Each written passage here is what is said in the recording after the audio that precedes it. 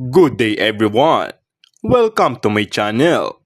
This is Hot Sports Balita. Para sa balitang sports, kumpirmado, Dallas Mavericks superstar Luka Doncic magiging parte na ng Los Angeles Lakers kapalit ni LA superstar Anthony Davis para sa isang blockbuster trade.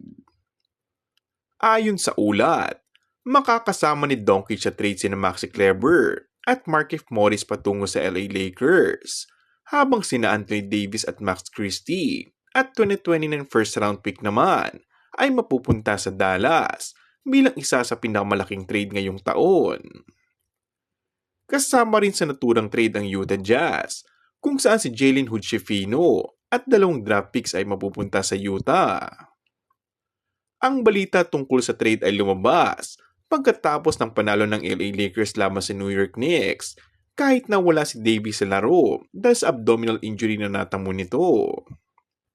Simula noong Christmas ay hindi pa nakakapaglaro si Doncic dahil sa calf strain, habang hindi pa rin ito nakakapaglaro sa Mavericks.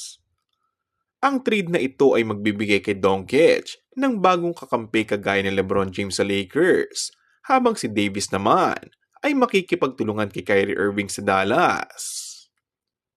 Nagdulot naman ng pagkabigla sa mga fans at mga manlalaro, at marami ang nagtatanong kung ano ang naging dahilan ng Dallas Lakers management sa blockbuster trade na ito.